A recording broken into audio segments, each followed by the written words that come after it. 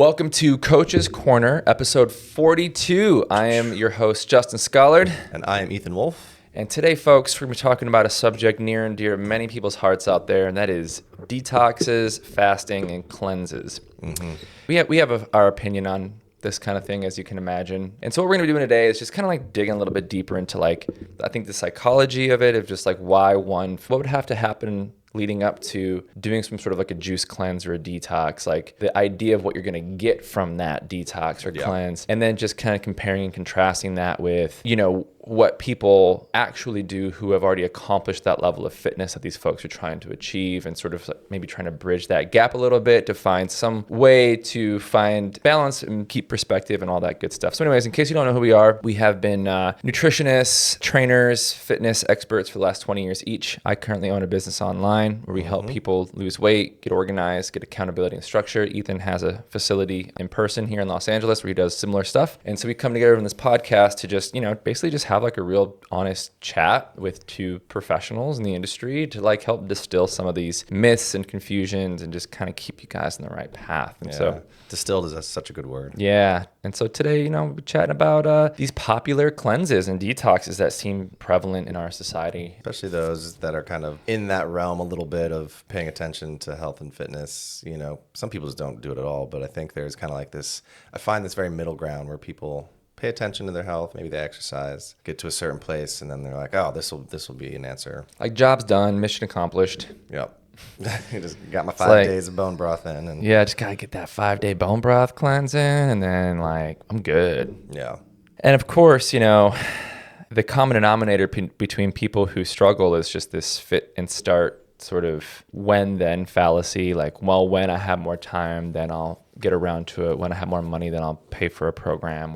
You name your thing, right? And that's just the trap. You're going to start next week, when of course we know that that's probably not going to happen. So I think that's what's really appealing about these detoxes and juice cleanse or whatever, is because it's such a short period of time that promises so much result that it almost accesses this type of person who may be stuck in that when-then fallacy, but this seems like a very low bar entry point to start something, and there's satisfaction on just starting. Of course. But then of course, how does that actually integrate into any sort of long-term sustainable program? And I think that's really the big thing, what happens after it's over. Yeah, I would agree with that. It's rather than kind of picking apart what's happening to get you to the place where you feel like you need to make a change, you just kind of go into this very stark contrast. But and for the people I talk to about it, I ask them always okay, what's the deal afterwards? Is it just business as usual? Is there any paying attention to what you might do differently afterwards? So it is interesting. And I think we've both honored kind of the emotional, mental components of a hard reset, almost like New Year's, right? Obviously New Year's is just kind of this cultural swing into doing something different, but there is some type of power in the whole country of the Western American world being now's the time to get fit, right? Mm-hmm. There is kind of a wave I think you can catch, and I think that kind of microcosms, macrocosms, that a hard reset can help shift your mental gears, create a little discipline. So it's not there's no value in terms of just behavior modification or maybe getting you started on a path, but most of the time the follow-up isn't anything different than what was happening before. Yeah, and it's also the people who tend to do these type of things, it's not this their first time with this stuff. It tends to be repeat customers with these juice cleanses and detoxes and stuff. And it's I don't know. I just think that it's just an idea that somehow, some way, this is going to fundamentally shift this psychological pattern that I've been in for how many years, and this time might be different. And to your point, there might be some value in having this symbolic start. Yeah. Right? Well, I'm committing to this 10 days, and the hope is that 10 days will then translate to a real habit now and real lifestyle shift.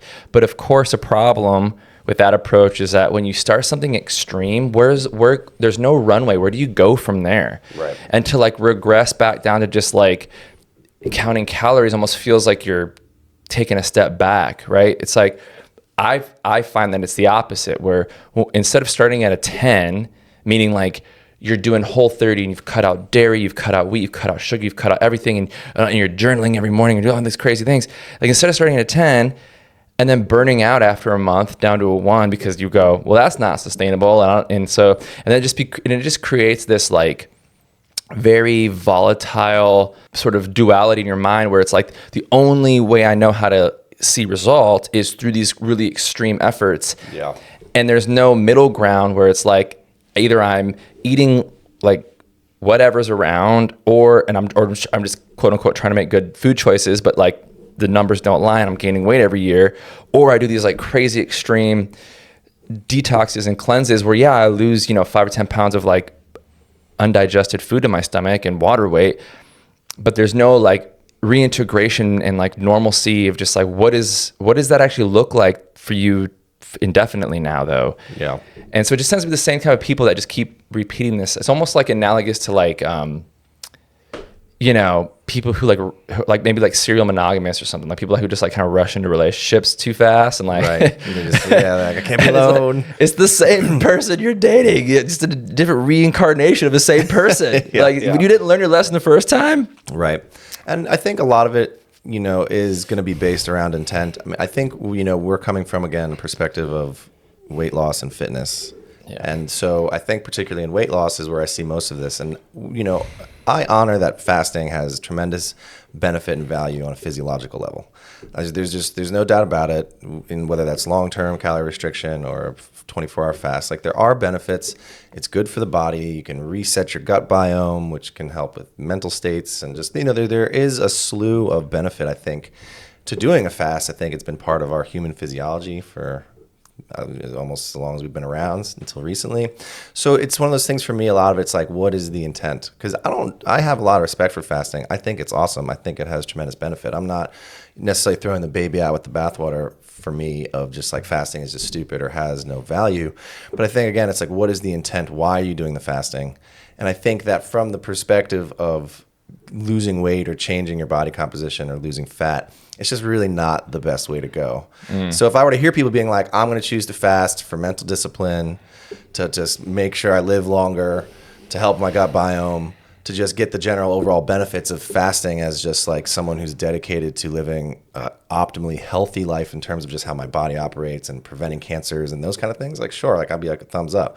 But when I hear people being like, oh, I have 30 pounds to lose, so I'm going to choose fasting as a route of losing 30 pounds. That's when I'm kind of like what, that might not be the best path forward. Like, why do you, exactly. Like, why do you think that that's going to help? Yeah, and I think fasting is interesting. Or cleanses. And I think fasting almost feels more, I guess, like spiritual or something than it does weight loss oriented. And I think there's like practicing restraint, denying yourself of your comforts just to keep yourself grounded. Yeah. I think there's a lot of value in that. I mean, like there's that's been around for a long time just as like a mental exercise. Yeah. But I think that like specifically we just live in this day and age where there's just this like really polished, branded industry around, these like detox, these cleanses. And I think that's where it starts to become like, what do you think you're cleansing exactly here? Right? Like case in point, right? We have friends, they're no strangers to these things. And the packaging on this stuff is insane. Yeah. I mean, like they really went to like world-class marketers and like just the most beautiful design, whole story of, the founder and how they, all this journey of self-discovery through like this specific cleanse, and like it's all, if it's targeted towards women, it's like the right language and the fonts and the colors and the unboxing of it all, and each day's like bone broth or whatever it might be is like has like a little story and a symbol behind it, and you're like, damn, that is very attractive. Yeah. And it's like you just get bought in this belief that after this many days of the teas and the powders and the bone broth or whatever, that like that's going to make some fundamental shift in your health that you're going to be able to like carry on indefinitely. And I just think that like I'm just so not a believer in that. Like I look at it, I'm just like, but of course and it's like the archetype of like the person who would buy that. It's like, God, I hate to sound judgmental, but of course you're the one that like is gonna buy that, right? Like, but this isn't the first time, you know. And it's like, gosh, come on, like I get it. It sounds perfect. It's like is this the magic pill that I've been looking for my whole life? Right. Or is this another version of me looking for a quick fix versus like doing the one thing that I actually probably haven't done long enough to see noticeable change, which is track your calories. Just pay attention to what you eat in some fundamental way. And again, there, the infinite shades of gray in the world, like somebody who... I think there's 50. 50? Yeah. I guess that's right. Yeah. But I think, in the grand scheme of things, somebody who doesn't pay attention to what they're eating in a general sense and does a 5-day bone broth cleanse every 2 months, I still think is going to be better off than somebody who does nothing, right? I do think in some capacity, there's at least some form of calorie restriction, which is going to have benefits to the body, whether or not it actually changes the needle on their composition over a year's period of time. I do think, like, I'd rather somebody do a 5-day bone broth cleanse every 2 or 3 months than do nothing, I guess. I still think there's value there. There is. I mean, I don't know. Because it's like, that's like saying, like, but that's also assuming like the person just gets back to eating the same amount of food they were beforehand, when typically what we find is that without like a real conscious effort, then our bodies have a great way of refeeding whatever deficit we've created in the previous 100%. week. I just think it's like anything's better than nothing, I guess, is some kind of mentality. Like, I'd rather somebody take a walk once a week than never walk at all. I say let's let the numbers tell us what's actually happening. And like if let's just say case study A or subject A in this example, like maybe every 2 months they did a 5-day juice cleanse or detox or whatever, and like over the course of a year they were down 5 pounds, I'd be on board with that. I'd be like, okay, so they found a way to lose like a half a pound a month by these doing something, and that'd be cool. But typically that's not the case. Typically it's like, these people who every quarter have a panic attack and they look in the mirror, they see pictures of themselves out with a group of friends, are like, that's it, this is it, all right. And then the next thing they find is the next juice cleanse or whatever, and they do it for a week or whatever, but the year after year it just keeps getting worse and worse and worse. And statistically, like people who are just like doing these things aren't getting better every year. I think so I don't know, that's where I guess I tend to disagree, just because like I don't know, like I just have so many calls with people and I'll always ask them, what have you done? And so many of them, it's like, I did that and I did this, and it's all these like diets, like the Stanford diet or the EKG diet, or like these one-off kind of things. And they're all some the same package in different wrappers. Right. Well, and that's, I think almost every, outside of something like keto or carnivore, where you're eliminating a complete food group as some type of route of intent, I think that most of the diets are fundamentally barking up the same tree of just like healthy food choices. Yeah. Every diet is just like balanced food. Eat a fruit, eat a vegetable. No. Complex carbohydrates, that's whole stupid. grains. I can just get a colonic and then I'll just juice cleanse for a week and then finish it out with a nice colonic. And then back to some Dave's hot chicken. And then fucking Dave's hot chicken. And some chicken and waffles. Yeah, and I guess for me, like, that's what I was kind of saying with intent of, I don't think keto's bad. I think keto can have health benefits for, again, resetting gut biome and helping with certain things if you're doing it for that reason. Like, there is studies showing that keto can have health benefits for how your body operates and certain things. But again, for body composition, I just don't see keto as a good answer because it's not sustainable in all of the reasons. And I think, again, it's like for the intent for me of almost like education. Because if people were just going to say to me, I'm doing keto because I feel like I have SIBO, small intestinal bacterial overgrowth, and I need to remove all carbohydrate from my diet in order to like rebalance my gut health. It's a real thing. Like SIBO is a legitimate thing. Yeah, basically it's Never heard of it. Yeah, it's basically there is an imbalance in the bacterial overgrowth, and then that bacterial overgrowth goes up the colon and into the small intestine. And not your mouth. And it's where a lot of people will get like bloating if they eat carbohydrates, and you see like the big distended belly and like this like unnatural like gas production and stuff like that. And a lot of time it also is treated with antibiotics. And you kind of can get in this swing because then that disrupts the biome, and it's this whole thing. And so it's like, for somebody came to me and said, I have SIBO, which is a documented, legitimate thing. And they're like, I'm going to do keto for 30 days to reset my gut biome so that I can eat carbohydrates and not be in pain and something like that. Like, I'm like, okay, cool. That makes sense to me. There's proper intent. But, you know, if you're choosing to go on carnivore to lose 50 pounds, it's just a very silly route to me. What percentage of people who do keto is because they got diagnosed with SIBO? Like, you know what I mean? Like that's like a fraction of a percent of people. It's very small. And people are just like, you know, but that's what I'm saying. It's uneducated decision making for a goal that isn't going to be fulfilled by the path they're taking, but they think it is. And it's just, to me, that's where I get crushed, because there's just even no plan. Like, if you wanted to do keto or do a whole 30, and as you're doing that, you're formulating a plan for normal behavior modification, using the big reset to kind of create the discipline and create the restrictions, so that taking the step forward into being able to eat more food or different foods than you're eating, but just in some type of controlled fashion, like, so be it. But people just, there is no plan afterwards. It's just, it's the blanket that gets pulled over. Yeah. And again, it's just, you know, I went out to a friend's birthday, and her brother was there, and we were eating Thai food, and he was on keto. Or he was on carnivore. Carnivore, yeah. Which, again, it's like, carnivore is like such a new thing. It's such a fad. It's such a little like identity cult. Like, oh, I want to lose weight, I'm on carnivore. Like, oh, I can only eat the meats, and it's great.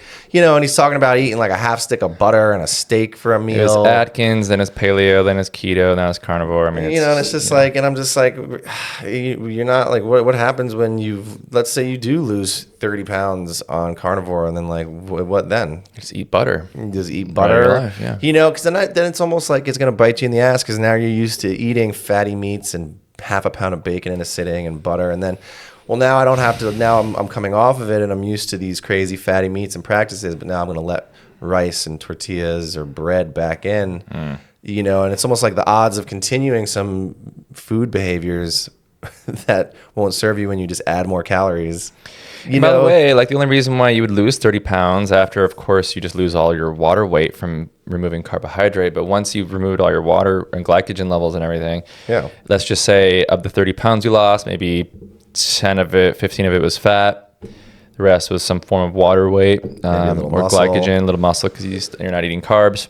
Then, you know, at the end of the day, the only reason why you would actually lose that fat was because by removing the carbohydrate, you were able to put yourself into a calorie deficit. Yeah. But, you know, if you're eating ribeyes and half sticks of butter, you know, the average person only burns 2,500 calories a day. One ribeye, one like regular size 1 pound ribeye is 1,000 calories. Easy, yeah. And it's, so, you know, and that could be one meal for a guy. Yeah. So you have you know, that with some butter and bacon and eggs and all this shit. I mean, you're at 3,000 calories in a fucking blink of an eye. Yeah, 100%. And you're in a calorie surplus. And so even though you removed carbohydrates, you've eaten 500 calories more than what your body can burn in that scenario, and you multiply that by 365 days. Well, guess what, dude? Like, you're 40 pounds up at the end of the year, you know? And I think it really just comes down to like the truth of the psychology of behavior modification.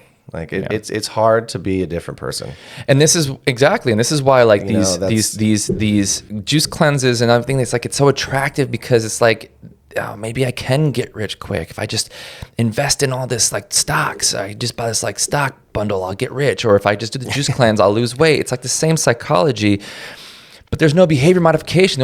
In fact, what you're doing is you're reinforcing this conditioned response where you do a 10-day detox and you go back to eating normal again. Whatever progress you might have made over the 10 days, you then lose it, of course, over the next 20. And then a month or two later, you see a picture of yourself with friends, or you get called to a beach party, and you're like, oh God, I need to do something. And then this just vicious pattern and cycle just keeps repeating, where it's like one extreme to the other. Then what behavior modification is there? Like there is none. And I think it's the hard thing, because I mean it's where I think the psychology comes in so strong, of just, it's pretty straightforward to lose the weight. You have to eat less food, you have to eat some protein, you got to get a little physical activity in, you know, that's just how it goes. But, you know, when given these kind of simple parameters, not necessarily easy, but this is what we're talking about, it's these simple parameters, but people still don't make this decision. There's some type of mental, emotional thing that's happening outside of the decision making. And I think that can be applied to so many things in life, like saving money, or just whatever it is it's that the thing you're supposed to do is often quite straightforward, and it can be laid out in front of you. But it takes time. It takes it's time. It's super straightforward. It just takes time and effort. But that's the thing, is to do that repeatedly is a challenging thing. Exactly. We have our identities, and food is just so tricky. I mean, we've talked about it before. Like, food is just associated with our cultures, super emotional components. Identity. I think, identity. Like, my grandmother's recipes. Commiserate and celebrate. Celebrate. Yeah, exactly. It's all those things, and it definitely hits the dopamine response. I mean, I know I do have emotional relationships with food, both from joy of like wanting to cook and chef it up and be a foodie, to just, when you're down and out, that food will always kind of make you feel a little better. And so there's a lot of like quicksand that can like fill in around you when you're trying to make behavior change around food, that I do think makes it extra tricky. It's like kind of like going for a walk every day will take discipline and make you have to make a decision you weren't doing before, carve out some time, take half your lunch. But like, food is a tricky little beast, I think. And I think that's why it stumps so many people, and why these absolutes are like the golden ticket, because it's like we've talked about with intermittent fasting. It's just that hard line in the sand where if I just know I can't eat out of this window, it removes all thinking for me in a way. Even if I suffer through those time periods of being really hungry, or crash or hangry or anything, it's just this very hard line that removes the nuance and the dance, so to speak. Yeah, exactly. And I think that like the thing is that it's like these people will spend who do these types of things, right? Like, because of that reason, because it's like there's an identity they don't want to necessarily give up, but there's something attractive about, well, maybe if it was like just a really short period of time, like 10 days, then, that might trigger something new inside of me. Yet but it is a version of kind of like getting fit quick, or looking for a quicker solution, or, just not wanting to have to actually put in like the legwork to like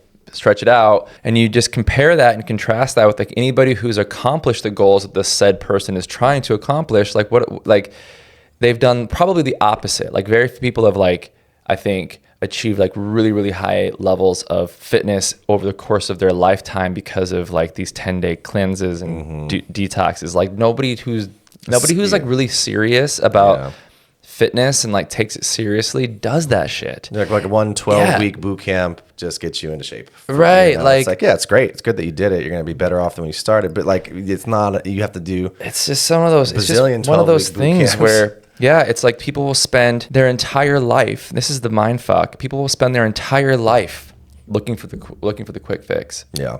Or to put it another way, they'll spend their entire life jumping from one quick fix to the other. Yeah. And then they say nothing works for me. Right. But it's like, actually, had we just started the process of like getting control of creating awareness on how many calories you're eating, capping it off, reintegrating, and then like finding ways to make your favorite foods work into your calorie ceiling. Yeah, that whole thing. That 10 years would go by and you're going to be in insane shape and like actually have something sustainable. So like, just to give the audience some perspective, like what we do at Carbon is we go through there's 3 main phases. And the first month is what we call, typically it's case by case, because some people have a higher tolerance to adherence than other people do. Some people we need to lower the bar for them. And that's okay. But some people, if we get the sense that like, hey, they're ready, they can probably handle like the real deal. This is how we would like to approach most people.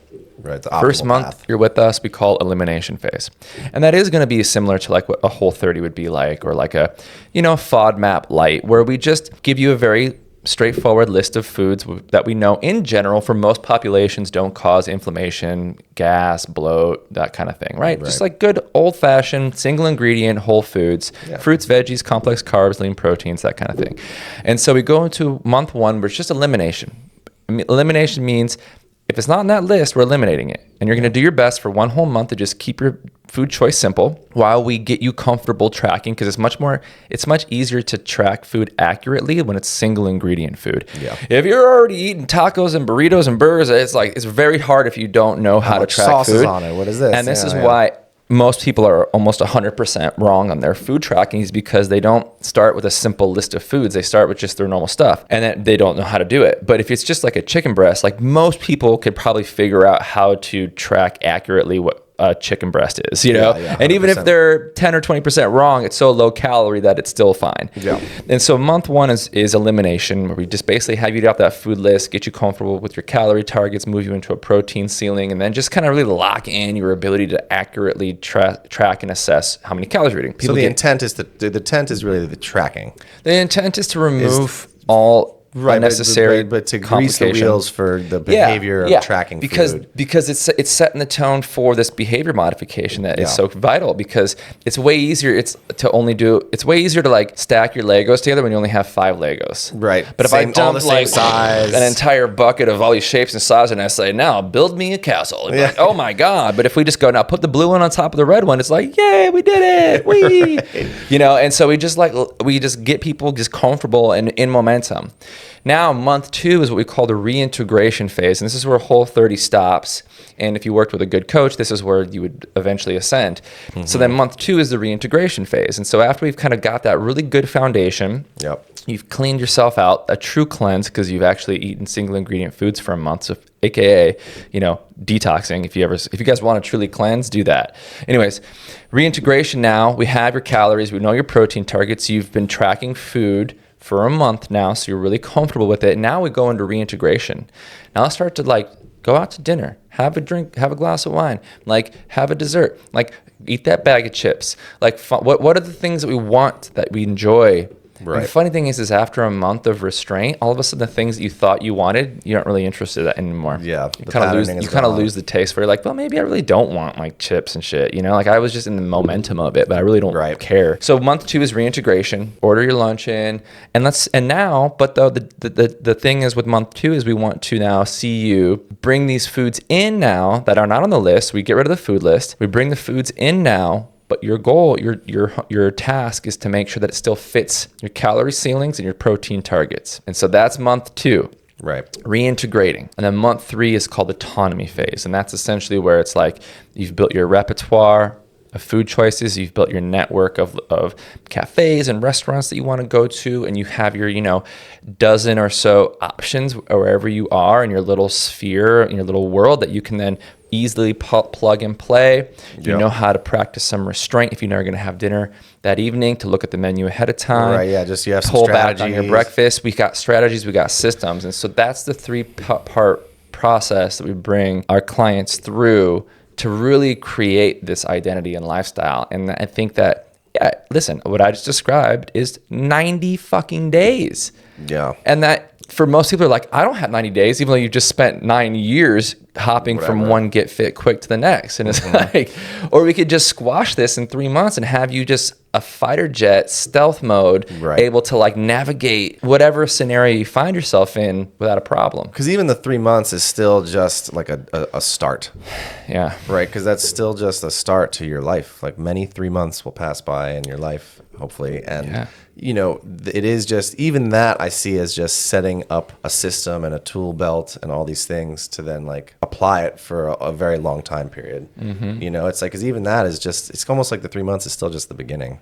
Yep. You know, it's just getting started. Yeah. And then it's accepting that there's no going back. Well, like that's the thing. It's like you know what the other side looks like. You've been trying to escape that for 10, 20 years. So we don't just do 90 days and then it's like, okay, back to no. It's like, this is you now. This is you. Well, and it is the whole thing. And I have a buddy, he's a good friend of mine, and he has severe sleep apnea to the point where it's like ruining his life. Wow. You know, really? Because true sleep apnea is where you'll end up like choking. Mm-hmm. Right. It's not just like a bad snore. You'll kind of have that. Yeah, that happens to me sometimes. Yeah, and he went and did a study, and it was happening to him 15 times an hour. An hour. He was losing full breathing and waking up 15 times an hour. So his depth of sleep was just always surface level. I mean, you got to imagine if you wake up, go back to sleep, wake up, go back to sleep 15 times an hour. So he's just waking up with deep fatigue, brain fog, no matter how much he sleeps. It's like hard for him to get out of bed. It's like ruining his life. And this has happened to him once before, and the only other time that it got better was when he lost all this weight through this like kind of like a fasting-esque diet, almost like intermittent fasting. It was the lightest he's ever been, and that basically solved, or really was the primary thing that helped his sleep apnea. And so he's kind of back on this where he's like, I don't care, I'll do whatever I want, or whatever I need to do. Like my life is being ruined right now. So I was like, I'll just eat Yeah. fucking lettuce. I don't give a shit. Like, but he's a very big food motivated person in the sense that, and he's not like, you look at him, he's not like fat. Like you would not say that he's Like overweight. height, weight, where is he at? He's a shorter guy, so he's probably like 5'6", 5'7", and I don't know what his weight was. I'm trying to remember if he told me during this conversation. I just talked to him At that about it. height, over 200, you're probably Yeah, I don't kinda even think heavier he's over side. 200. Oh, No. interesting. You look at him, he doesn't look overweight. He might have like a little belly, but like you would not. But he say- lost weight. In the past, he has. Right Oh, now, I he's see. kind of back to a place where, obviously losing some weight would be beneficial. Yeah. But he loves to cook. He does all these sous vide things. He's definitely Mm-hmm. a foodie. And, we were kind of having this conversation of, one, how to like integrate foods that you like with better food options and just skimming a little bit here, low fat cheese instead of regular cheese, Yep, this, yep. that whole conversation. But I was also kind of going on the road of like, you have to just take responsibility for this aspect of your life. And I think man. it's kind of what you're saying of like, you can't go back. And I think, again, it goes back to education of like, people don't understand that it's just about calories in, calories out. Unfortunately, fortunately, however you want to look at it, and it's kind of a bitch. Like it's not necessarily easy to have It's to a bitch. add It's this a daily whole participation. other thing into Yeah. your life where you have to pay attention and get nitty gritty with it. You have to take more responsibility on for self autonomy, and and it's challenging. And I think that's the thing. But I think if you're at least educated, you don't get to bullshit yourself anymore, Right. And you don't get to live in this fantasy land of, well, if I do the 5-day bone broth cleanse, that's what's going to fix me, or at least own that you're going to not do it. It's like a thing I've said before, at least, don't be in denial. Right. But it was this kind of conversation of like, look, dude, like this, you have to take responsibility for this. Like you have to take responsibility for what you eat Yeah. and how much of it and the food choices, because it's just thermodynamic, physiological truth Right. that you Yeah. have to incorporate into your sphere of awareness. You have to make different decisions. Yeah. And it's just not going to change otherwise. And it's like you said, it's like that identity has to be integrated forever. Because again, if you go back, what got you there in the first Like place? that little gremlin is lurking. They want you to Forever. lure you back into the dark side, you Yeah. know? Everyone understands it with when you speak of it, like in terms of like finance, for example. 100%. Yep. Because like there's real world harsh ramifications when it comes to financial, where when it's just your weight, and you could be 400 pounds and society will still, embrace you. To Life some goes degree. on. You Life might goes not have on. a metabolic disease yet. But or whatever. But like if you think of it, like let's say that you just just had a shopping addiction and you just got yourself in like insane amounts of consumer debt and credit card debt, and you were just drowning, and it's like maybe you file bankruptcy and a year later you finally like go through the therapy and you clean it up. Just because you got back to the water level, you got back to zero, Right. dude, there's no going back. Yeah, you have to keep doing the thing that got you out of that hole. Yeah, unfortunately. And it's like, imagine if you're just like, okay, I did it.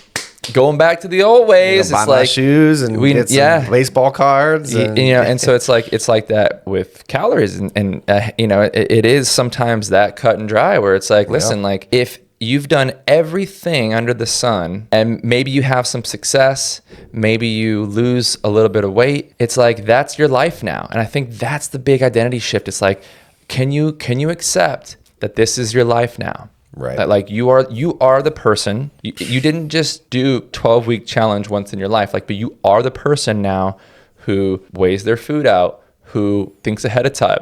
If we're gonna have dinner tonight, I probably should have a smaller lunch and breakfast. Right. These little things, low-fat sour cream, low-fat cheeses, Right. low-fat mayonnaise, 50 calories here, 50 calories here, Yep. 50 calories That's here, exactly what 50 we're talking calories about. here. That's 200 calories less that day. One bite of the Zero appetizer. zero sugar soda. Now you're at 340 calories less for that one day. Yeah. And the list goes on where every day you can probably make a slightly better choice 5 or 6 different times and shave 300 to 500 calories off of your total daily intake, which could very well be the margin of whether you're in a deficit or a surplus, meaning that over the course of that 12-month period, that could be the difference between you losing 5 pounds or putting another 5 pounds on. Yep. 10 years later, you're down 50 pounds, you're up 50 pounds. And it all extrapolates down to the moment-to-moment choice of am I just unconsciously reacting and just going through life, responding to whatever stimulus is happening immediately? Or am I pausing, putting a little bit of awareness and thinking, what choice could I make right now? What is the better choice? What is the better choice right now? Yeah. And it takes daily participation, and life is always come at you and be like, oh, but you're busy and you're volunteering and all these like virtuous things you're doing for everyone else. And because of all this virtuosity, there's no time left to pay attention to my own health. Oh, no. So I better just order a pizza because who has time for anything else? Yeah. That would make me feel good. That's the fucking gremlin. That's the trap. That's the tripwire. Yep. You feel so virtuous of all these things. And I just had a conversation with a guy the other day. It was this exact thing. And I was like, bullshit, dude, because that's just you're telling yourself to justify not having to pay attention and participate with your own health and fitness. But let me ask you, man, what good are you to all these volunteer operations if you come down to type 2 diabetes or you have a stroke? Yeah, you're I mean, it's so crazy. Yeah. So, yeah, there you go. So, juice cleanses. I just started one today. Learn for yourself if you have to, but take it from us. There's symbolic and spiritual reasons that practicing some form of restraint and deprivation can be beneficial for just self-discipline. But if we're just looking for weight loss here and we're looking to just create a new lifestyle, be wary of the get fit quicks. And they come in really beautiful packaging. And they're sold by doctors with little white coats and stethoscopes on their shoulders. And we recommend our patients do see through that shit. Yeah, because I think everybody can understand that the get quick anything isn't the path. Well, if you frame it that way, but then it's packaged in a way where it doesn't look like it. But it's it's just when I think so often it's like, oh, like get rich quick. Well, I already got my finances on lock. Like that's all bullshit. But when it comes to something you actually want or need that's out of your grasp, now. Yeah, exactly. There's pain. The shiny little object is like, actually, maybe that will work for me for this situation. Yeah.